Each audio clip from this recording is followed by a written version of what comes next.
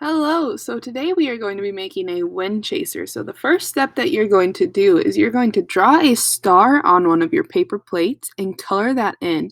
You can color it whatever colors you want. I wanted to do mine patriotic for 4th of July and Juneteenth, so I made mine blue and red and white, but you can color yours whatever color you want.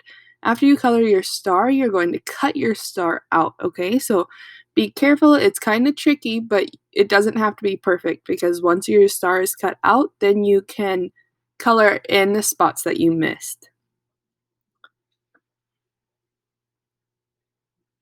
Once you finish cutting your star out, you're going to you're going to fill in the spots you missed, and then you're going to flip it over and you're going to color in the back as well.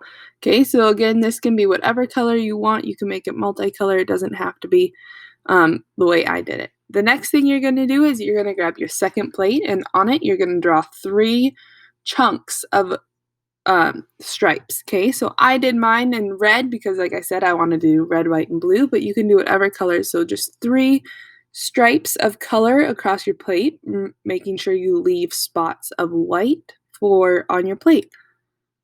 And once you finish the first side, then you're going to flip it over to the back and do the same thing on the back again. You can do same color or different color. I decided I wanted to do the same color, and on the back it doesn't have to be perfect, so you can just kind of guesstimate on where you want your stripes to be. It doesn't have to match up exactly with the other side.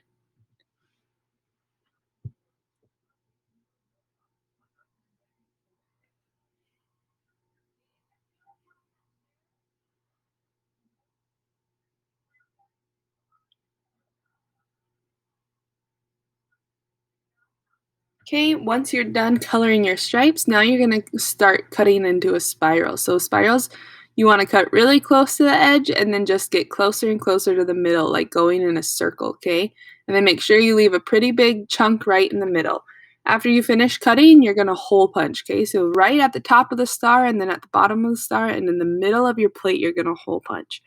After you hole punch, you're going to take your small string or ribbon and put it through the bottom of your star and put it into your plate. You're going to tie that together so that they are connected.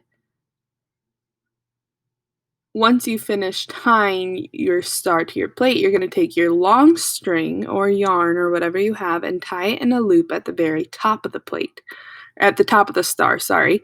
And that is going to be where you hang it. Okay, so once you actually tie that, you are all done. And you can find your favorite spot to hang your wind catcher, and you can watch it outside and put it outside and watch it twirl in the wind. It's really fun. That's where I hung mine. It's right by the front door. I hope you enjoyed making your wind chaser.